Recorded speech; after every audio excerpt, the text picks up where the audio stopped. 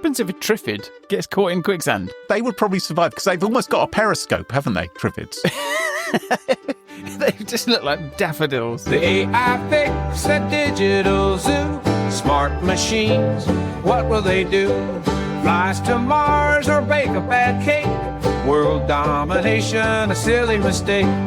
Bots with brains. Hello, and welcome to episode 37 of the AI Fix, your weekly dive headfirst into the bizarre and sometimes mind-boggling world of artificial intelligence. My name's Cluley. And I'm Mark Stockley. Now, Mark, it's been a while, but I think it's time we took another journey into the world of the weird. We've talked about AGI quite a lot on the podcast, Artificial General Intelligence, which is this idea of an AI that is as capable as humans, or more capable than humans, across a range of tasks. Yes. I was thinking the other day, how will we know when we're there? We're waiting for somebody like OpenAI to go, we've made AGI. But what if we're there already? What if it just happened and we didn't notice? And then I came across this website called Tracking AI. And one of the things that Tracking AI does is it produces IQ test results for all of the large language models that you've heard of. Oh. If you look at the chart, you'll see that there are now AIs that have IQs in excess of the average, in excess of 100. So these are the ones from OpenAI, aren't they? Yes. The latest ones from them, yeah. So O1 Pro has got an IQ of 110. Right. And O1 Preview has an IQ of 119. And that, Graham, is getting pretty clever. And there is no O3 on here. Oh, we've got O3 Mini. We've got O3 Mini has an IQ of 92. So O3 Mini is a bit of a dunce. But that's the mini version. You could say IQ is not a great measure of intelligence. I've heard a lot of people with a low IQ argue that before, Mark. You're not the first to do that. Anyway, DeepSeek R1, which is soaking up all the news headlines still, bang average. IQ of 99. Let's do some news. OpenAI unveils deep research. Concerns raised that UK's AI ambitions could lead to water shortages. NHS launches landmark AI breast cancer trial. Google's Super Bowl ad cuts the cheese. US government agency announces AI first approach. So, Graham, OpenAI has released deep research. It's not deep thought, is it? How long do you think the marketing meeting was? Somebody must have said deep thought. Let's call it deep thought. Please, can we call it deep thought? Please. Anyway, deep research is OpenAI's very sensible, very serious AI agent powered by its O3 model. Right. So OpenAI says that deep research is aimed at people who do intensive knowledge work in areas like finance, science, policy, and engineering who need precise and reliable research. This is despite O3 Mini only scoring 91 in the intelligence test. This isn't using O3 Mini. No. This is using some version of the O3 model. That's all we know about it. That's true. That's very fair. You're very fair, Mark. Anyway, OpenAI says that deep research can do hours of work in tens of minutes and that it's capable of accomplishing a single-digit percentage of all economically valuable tasks in the world. And I'm just going to read that again. OpenAI says that deep research is capable of doing a single-digit percentage of all economically valuable tasks in the world. So maybe up to 9% of yes. all of the economically useful stuff in the entire world. Are these claims now starting to lose their impact? Imagine that you just built a computer program and you're basically saying this computer program could make 10% of the world population redundant. You would expect this to be headline news, wouldn't you? Yes, but, there is a cheap AI out of China. Now, they say it can do an hour's work in tens of minutes. I have to say, I can do an hour's work. Hours of work, not an hour's work, hours of work. It doesn't say how many hours, it could be one. I can do 1 hour's work in, let me count how many tens of minutes that'd take me, probably about an hour and a half. Now, Britain's got big ambitions when it comes to artificial intelligence. They want to be a leader. Keir Starmer, the Prime Minister, he's made all those announcements, but there are concerns. Yeah, in other news, I want to be an astronaut and a Formula One driver and a brain surgeon. There are concerns. I do have big ambitions. That if the UK's big ambitions in the field of AI become a reality, it could strain our already limited drinking water supplies. So these huge data centers which are being built, very, very thirsty. Yeah. They're consuming significant amounts of water for cooling because of all those chips. All those chips have got to be kept cooled. And they need to get that water from somewhere. And as everybody in the world knows, if there's one thing they know about the UK, it's that it's famously short of water. Well, it turns out we are quite short of water. But we're literally surrounded by water. And for 6 months of the year, the air is also mostly water. Yes, but you can't use that kind of water to cool a data center. Rubbish. Apparently, you need to use drinking water. You can't use... You can't get those bottles of Fiji water from the supermarket. You can't use the water which Thames Water has been pumping into the streams and into the rivers because it's full of shit. And you don't want that cooling down the data centers, do you? So the current estimates suggest a typical data center can consume as much water every day as a town of 30,000 to 50,000 people. Quite a lot of water. Now, some water companies like Thames Water, who are doing a wonderful job of pumping all that sewage into our streams and rivers, they've indicated they may impose restrictions on data centers during heat waves. In other words, they may have to restrict the amount of water which goes into them. So when it gets hot, your AI may well turn off. Now, it seems to me that everyone's making a fuss about nothing here. This is simply a supply and demand problem. We know there's a lot of demand for AI. Yeah. Right? Everyone wants that. It's important. It is important. Do people really need that much water? Are people just being a little bit too greedy? Oh, I see what you're saying. When it comes to water? Yeah. Can we just not accept our place in the hierarchy? You think as a nation, we should just give up showers? Well, I was thinking maybe drinking water as well, because the AI robots, they won't need the water, will they? Or showers. They definitely won't want showers. They'll need umbrellas. We haven't seen a robot dog with an umbrella yet. That'd be a sensible idea. So I think we're just being a bit too greedy. Maybe we have to forego water in order to have our data centers and the AI. I think there's another solution to this. I think that we're being very UK about this. Right. We're talking about AI here. Have we got enough water to bootstrap one AI data center? And if we have, can we then ask the AI data center how to cool an AI data center based on salt water, of which we have quite a lot? Yes, but there's other things in our salt water, aren't there? You don't want those clogging up the pipes. In slightly better news, actually much better news, the UK's National Health Service is starting an £11 million, that's a $13.5 million trial. Yes. Across 30 clinics in England to use AI for early breast cancer detection. Ah. So this is designed to reduce radiologists' workload by having the AI act as a second reader on about 700,000 mammograms. And there must be an archive of so many images where someone has later, suffered from breast cancer or has found to be clear of breast cancer. Yeah. Which could train the system to be really very reliable. I don't think we're probably ready to hand it all over to an AI, but could certainly help an enormous amount. Now, Google has apparently quietly tweaked its Super Bowl ad campaign after it made an AI goof. So Google is promoting how small businesses can use the Gemini AI in these ads, which are going to be running throughout the Super Bowl. And it falsely claimed that Gouda cheese accounts for 50 to 60% of the world's cheese consumption. Do you like a piece of Gouda? No. No, nor do I. So in our survey, we don't like it. Yeah. And travel blogger Nate Hake, he says he doesn't believe a word of it either. So he looked at the ad. Yeah. And he says, no, this is absolute nonsense.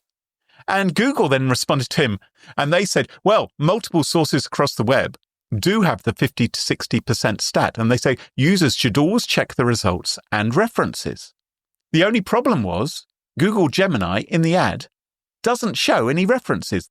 And further research by cheeseologists has discovered that this information about Gouda being such a popular cheese comes from a hotly disputed thread on, of all places, Reddit. So once again, the world's knowledge, it seems, is coming from some nutter who posted on Reddit 11 years ago about Gouda cheese. What is it with Google and cheese? Yes, Google's got exactly. form with cheese. They're obsessed. They're obsessed with making up and hallucinating how you can make your cheese more sticky on a pizza. Use glue.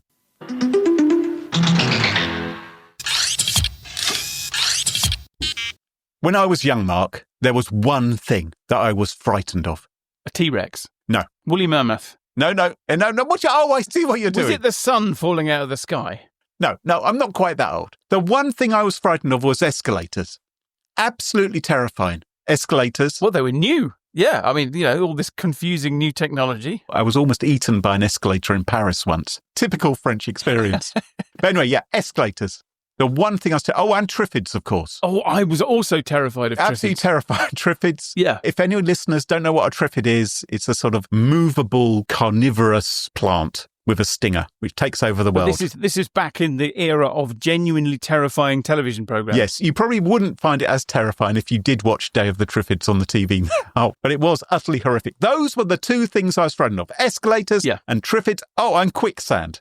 Of course, 3. Oh, yes. 3 things I was petrified of. The ultimate bogeymen. Escalators, Triffids, and quicksand. I don't know why quicksand was such a huge deal when I was young. Was it for you? Yeah, absolutely. We were trained by all television programs. Yes. You couldn't watch a TV program without somebody at some point stepping into quicksand. It was the go-to peril. Anytime you watch an adventure film or a cartoon, someone would fall into quicksand. Yeah. You'd be watching a story about a group of friends on a camping trip and one goes off with his dog to fetch some water or milk a goat or whatever, and bam! Or spludge. He is up to his neck in quicksand. Yep. And back then I thought quicksand would be hiding around every corner. Perhaps it would be at the top of every escalator, guarded by Triffids maybe. What happens if a Triffid gets caught in quicksand? They would probably survive because they've almost got a periscope, haven't they, Triffids? They just look like daffodils. Yes. Now I'm frightened of daffodils. These days, I'm not that worried about falling into quicksand if I'm taking a stroll somewhere, but try explaining that to my 7-year-old self. It's the same with tar pits. I can't wait to see how you're going to tie this into AI. You do know this is an AI podcast, don't you? I'm not just exorcising my childhood demons. I looked up online what to do if you fall into a tar pit, and the basic advice I saw... It turned into a fossil over the course of 60 to 70 million years, I think, isn't it? That's one thing you can do if you do fall in. Yeah. But its actual piece of advice was avoid stepping into a tar pit. I read a self-help book from the 1950s once, which is exactly like that. Instead of trying to help you with your problems, it was just like, don't have that problem. Now, the same advice, by the way, doesn't apply to Triffids. If you encounter carnivorous plant, do struggle. Yeah. Don't minimise your movements. I suggest just run like the clappers. Don't stay calm or it'll get you with its stinger. Thankfully, despite there being a growing number of plant-eating humans, there aren't a huge number of human-eating plants. So at the moment, we're ahead. They haven't caught on what we're doing to them. They aren't fighting back that much. But there are plants which eat animals, like the Nepenthes, or pitcher plant, eats insects and can even make a meal of a rat. And you may be wondering, Mark, you may already have wondered what this has to do with artificial intelligence. Not just me, I imagine. Well, those remarkable tropical plants, which can eat rats, they've mastered survival in nutrient-poor environments, but they turn themselves into living traps. Their nectar, their slippery surfaces, they entice unsuspecting insects into their depths. They're essentially an open mouth. Yes. That things have to want to climb into. Yes, and then they can't get out. Yeah. And they slowly become juice or whatever. And just as they catch their prey, so digital tar pits are capturing AI. So what do I mean by that? Well, there are lots of folks out there who are upset with artificial intelligence. They're upset that AI is stealing their jobs and their work. Yep. Imagine the creative types. People like me who are producing great content, people who are creating art. Well, AI is barging onto their websites. It's stealing their images, their videos, their words, and it's using it to train itself. Yes. So they're like party crashers. They're breaking into your party. They're refusing to take the hint that they're not welcome. And funny story, I did actually once crash a party. Yeah. And then leave with all the posters from the house where the party was. That's a very antisocial thing to admit to. But it's weirdly like AI, isn't it? Yes. I agreed with some of my friends that we would just flick the lights off momentarily, and everybody who was stood near a poster took a poster off the wall and then we flicked the lights back on. Oh, that actually sounds rather like an art installation in itself. That is an event. I think you could claim to be an artist by doing that. Anyway, the thing is, if you run a website, you can create a file called robots.txt, which is like a do not enter sign directed at search engines saying, don't enter here. You aren't welcome. You can't go and grab all of our stuff, right? And that's what you use a robots.txt for. Yeah. And you could use that to tell AI slurpers that they're not welcome either. But do you know what they do? They come in anyway and they pinch all your sausage rolls, or they steal the posters off your wall. Yeah. Or they pinch your furniture. If you're a content producer, you are definitely not happy about that, because it's not that you're simply being crawled in order to populate a search engine. Your actual creations are being used in order to make an AI capable of generating art or words based upon your work, and you are getting nothing in return. Yeah, a search engine comes and crawls your website. It's so that it can point people to your website. Yeah. So you can sell them your posters or whatever it is that you've got. But yeah, an AI comes along, looks at your website, it says, I can do posters now. Yeah, an AI means that no one's going to come to your website and give you any money for your art or commission you to do something. So you're not going to be happy about this. But never fear, because people are so fed up with AI and the big billionaire tech bros working in this way that they've come up with something rather special. They have come up with tar pits, or digital quicksand. Yeah. So these tar pits slow down AI scrapers to a crawl. So there's an article I was reading on Ars Technica all about this, describing one such digital tar pit, which is called Nepenthes. It's named after the plant, because just like the plant allows someone to come in and not get out again, that's what these digital tar pits do too. The guy who created it, he noticed that Facebook's crawler had been to his site more than 30 million times. He had his robots.txt file. Facebook was like, forget that. I'm Mark Zuckerberg. Yeah. I'm going to come in and I'm going to take a look at all of your stuff. So he created this piece of software which sent crawlers to his website down an infinite maze of static files. There was no way out. They were generated on the fly, but they appeared as though they had always been present. They had links to other pages. So we should explain how these crawlers work. Right, yeah. So one of the ways that search engines know that you've got web pages is it finds out about your homepage, for example, and it comes to your homepage and it says, what links are on this page? And it finds all the links and then it follows them to whatever pages they link to. And then it looks at those pages and it goes, what links are on this page? And then it follows those. And it says, what links are on this page? And then it follows those. And by doing that, because websites link to each other, it can ultimately crawl the entire web and find all the web pages that are out there. So you're saying this thing basically creates links to other pages that link to other pages that it never escapes from. It just stays on the same website, just looking at garbage pages for the rest of time. It creates an infinite labyrinth which never finishes. Wow. So it keeps on creating new pages. And to the crawler, it looks like these are just static HTML pages. And the crawler will get stuck in this endless assortment of windy passages, twisting around, thrashing around for months and months and months. So I've got a link, Mark, for you to go and try, and you can actually see one of these web pages, and it will generate it in front of you. And you'll also see that it doesn't appear instantly. It's like you're on a slow internet connection, because why not waste some time as well? There's a link called Hognut. Oh, yes, this is like the page is rendering very, very slow. I can see all the words appearing, and the links are appearing 1, 2, 3, 4. Oh, wow, this is boring. And what you can do is, of course, you can be feeding the AI gibberish. So you can poison the data inside the AI. This is the ultimate anti-AI revenge weapon. So yeah, the content on the Hognut page says, at the time that they were treading closely to the passage of the national sentiment against the sea, square bracket, Elizabeth, up on the type of number, object, table, figure, equation, reference, had its headquarters.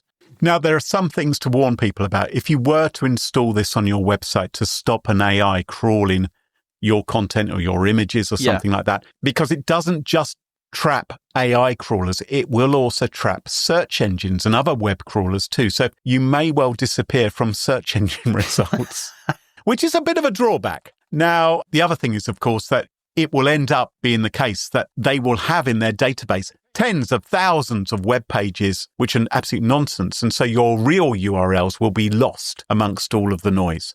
Now, there is some controversy about this. Some people are saying, well, there are obviously costs involved in teaching an AI something. We know about the environmental costs. We know about the cost on your water bill. We know about the financial costs. But what you're doing is adding to that cost, because AI is going to have to do even more if people start using these kind of things, because it will be churning through so much more data, perhaps endlessly, creating an even bigger problem. And of course, there is a cost to you as well, because you do have a program running. You may have it on a little computer churning away, and the more crawlers which come to your site and try and find these pages, there's going to be a cost to you as well.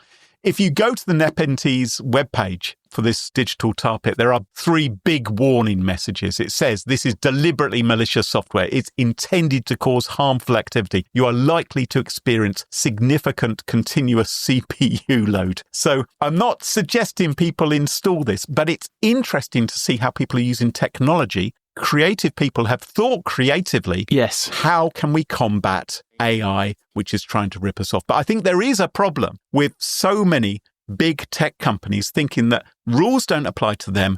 They can just rip off other people in order to make themselves their billions. We've seen it not just with AI. We've seen it with things like Spotify, for instance, which have transformed a particular industry where musicians, they'll be lucky to get a peanut, frankly. The only way to make money now out of music is if you are a big star and if you can do tours, because you aren't going to get it from streaming. And AI is at risk of doing this to other creative types as well. So I can understand why people are setting up digital quicksand on their website. I've got quite a soft spot for tar pits like this, because there are tar pits for other forms of software as well. Right. So years ago, somebody invented one for SMTP servers. So that's email servers. Yeah. And the idea was that, you know, if somebody sends you a spam, you bear all the cost. So if you stop the spam on your computer using a spam filter, that actually doesn't inconvenience the person who sent it at all. Yeah. I mean, you're not going to click on any links in that spam, so it costs them in that sense, but you're the one who's paying for the computer to run the spam filter. And so somebody invented a tar pit where the spammer connects to the SMTP server, and the SMTP server basically just keeps them waiting forever. And that ties up the spammer's resources, and so there's a direct cost to them. And people have done the same thing for SSH, the secure shell, and created tar pits for that. And so conceptually, I love the idea of tar pits because they are a way of trying to shift the cost.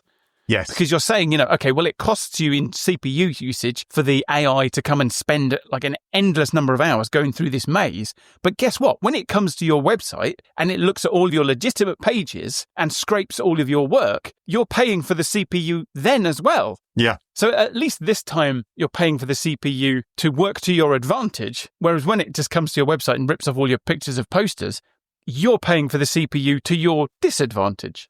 I remember once there was a threat intelligence company, which I will not name. They were visiting my website 38,000 times a day in order to access the RSS feed. They were grabbing all this data from me constantly. They were a multi-million-dollar organization. I complained to their CEO and luckily for me, they ended up sponsoring my website for a few years. Which was nice. That's a much, much more successful way of doing it. I mean, I love tar pits, but I don't know of any examples of tar pits which really made a big difference. I think it makes you feel good. Makes you feel good, yeah. But I don't know if it makes a difference.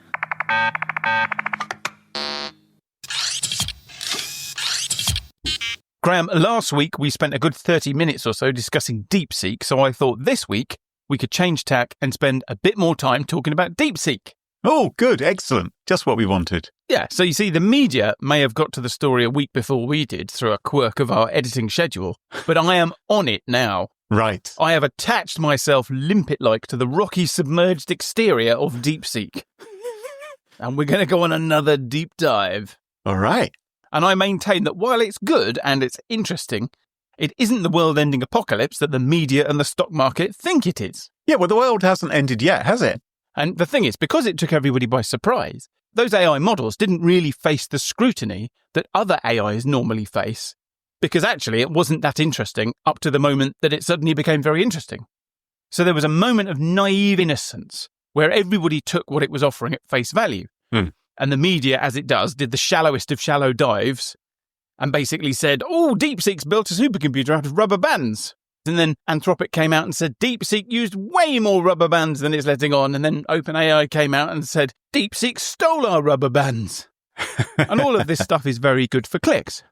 But what lots of people who live in the normal world may not understand, but people who work in software or computer security, people like us, and probably people who listen to the podcast, what people like us understand only too well is that whenever you create a new software product, there is an army of very cynical, very hirsute, very talented researchers who like nothing more than to tear it down molecule by molecule and then tell you in forensic detail just how bad the thing that you've made is. Yes, they spend much more time and effort doing that than they do manscaping or, yes, shaving. And they are an essential part of the software ecosystem. They are basically our buffer against bullshit. Yes. And their work accumulates over time. This stuff doesn't happen instantly. It's not like writing a news article saying, DeepSeek's made a AI out of rubber bands. Anyway, those bearded wonders have now had some time to run the rule over DeepSeek. Excellent. So I thought we'd have a look at what they've found. Right. The beardy folk at Canadian security firm Ferroot took a look at DeepSeek's chatbot and said they found direct links to servers and companies in China that are under the control of the Chinese government. It's no secret that DeepSeek stores data in the People's Republic of China. No. But Ferroot says that it's found highly obfuscated code in the chatbot's account creation and login processes that show connections to computer infrastructure owned by China Mobile. And the FCC denied China Mobile authority to operate in the US in 2019, citing substantial national security concerns. Yes. And then in 2021, the Pentagon linked it to the Chinese military. And the code appears to be doing something called fingerprinting. So are you familiar with the idea of fingerprinting? I have had my fingerprints taken, yes. But I don't think you mean that, do you? You mean when you're actually doing fingerprinting on a computer. So it's a way of tracking people effectively. Yeah, it is. So in the same way as your fingerprints are unique and identify Graham Cluley as distinct from anyone else, there's a digital equivalent of that which does exactly the same thing, and it can be used for tracking, like you say. And Ferroot says that it found the code in the account creation and login process, and it concluded that China Mobile is somehow involved in the process of registering for DeepSeek. Meanwhile, another security firm, Now Secure, reports that it found multiple critical vulnerabilities in DeepSeek's AI Assistant app. That's the app that got to the number 1 on the App Store. The one I installed on my smartphone. Yes. Great. It concluded that organizations should prohibit the app's use. Hang on a minute. Do you need a moment Just need a moment. Yeah. All right, carry on. And alongside those security issues, it also found fingerprinting code and what it describes as extensive data collection, and that user data is transmitted to servers controlled by ByteDance. And ByteDance is the company that owns TikTok, and TikTok is the social media that the US government is desperately trying to ban because of links to the Chinese government. Right, I've already deleted TikTok. Right now I'm deleting DeepSeek. Watch, here we go. Blink. And it's zapped. Right, carry on. So what we've got here is 2 analyses of different bits of the DeepSeek ecosystem.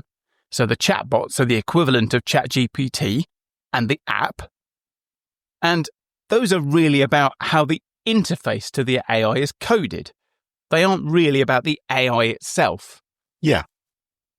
And while it looks bad, the fact is that the world is full of poorly coded apps and websites. And as you know, poor security isn't rare. Yeah, as you know as well, Mark. Don't just point the finger at me. I mean, any programmers know, yes. So poor security isn't rare, and neither is extensive data collection. And actually, it's normal to use big companies for infrastructure. So if you took apart a US-built app, you'd very likely find all kinds of links to companies like Google and Amazon. So I'm actually not that surprised. No. That they're finding bits of infrastructure used for things like logins that use companies like China Mobile or ByteDance. But what about the AI itself? Well, that hasn't been going very well either, Graham. Oh dear. And when I say it hasn't been going very well, I mean it's a dumpster fire. So when we talk about AI security, set aside the app and how the app communicates and whether or not it's fingerprinting and things like that. When we talk about AI security specifically, what we normally mean is some version of, can we get the AI to do something harmful?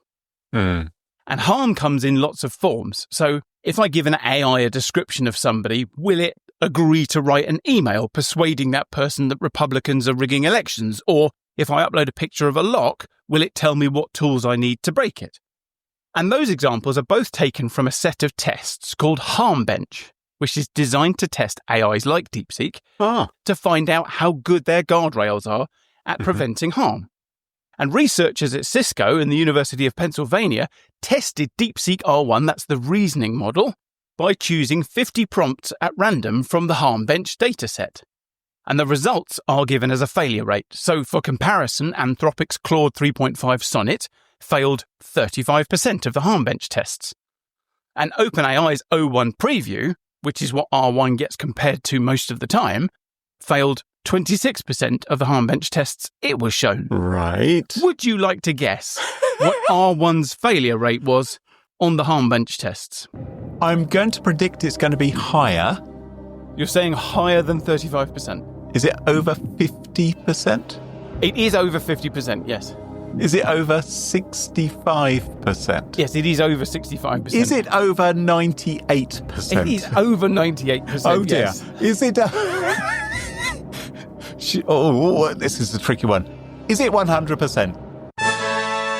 It is 100%, yes. So DeepSeek R1 failed 100% of the HarmBench tests that were thrown at it by Cisco and University of Pennsylvania researchers. I mean, this is great for them. Surely more people are going to want to download the app now, aren't they? If they can do lots of naughty stuff with it. Well, it's very much in the Elon Musk school of censorship-free AI. So the researchers concluded that DeepSeek R1 lacks robust guardrails, making it highly susceptible to algorithmic jailbreaking and potential misuse. And Cisco isn't the only company that's probed R1's security and found it wanting. So Dario Amodi, the CEO of Anthropic and a man who's rapidly becoming the most quotable AI company CEO, went on the China Daily podcast and revealed that Anthropic had done its own testing of DeepSeek using what he called national security evaluations. Right. And these are a step up from, can you tell me how to pick this lock? So Amodi said that Anthropic's tests look at things like whether a model will give you information about things like bioweapons. Oh. And according to Amodi, DeepSeek has absolutely no blocks whatsoever. When we ran evaluations on the DeepSeek models, we have a spate of national security evaluations for our models able to generate information about bioweapons that can't be found on Google or, can't be easily found in textbooks. The DeepSeek model did the worst of basically any model we'd ever tested, in that it had absolutely no blocks whatsoever against generating this information. Well, look, this is an AI built on a shoestring. That's why we love DeepSeek so much. It's cheap, it's cheerful. And it's massively dangerous. Yes. So small wonder then that the US government is now considering banning DeepSeek from government infrastructure. But for all the fuss about DeepSeek, which is basically a cheaper version of something we already had, I think we're actually missing a much more consequential development in AI. Right. We've talked before about the rapid rollout of agentic AI, and we spoke today about deep research. And these are AIs that can actually do things. And so far this year, OpenAI has dropped tasks, which lets you tell ChatGPT to do something in future or on a schedule. It's dropped Operator, which is an AI that can navigate the web and do things like book a holiday. Yeah. And it's dropped Deep Research, which it says can take on a significant chunk of the world's economically valuable activity. And it seems to me that all of the fuss about DeepSeek is taking away from something extremely consequential that is happening elsewhere in AI. Well, as the doomsday clock ticks ever closer to midnight and we move 1 week nearer to our future as pets to the AI singularity, that just about wraps up the show for this week. And if you enjoy the show, please do leave us a review on Apple Podcasts or Spotify or Podchaser. We love that. But what really helps is if you make sure to follow the show in your favourite podcast app so you never miss another episode of the AI Fix.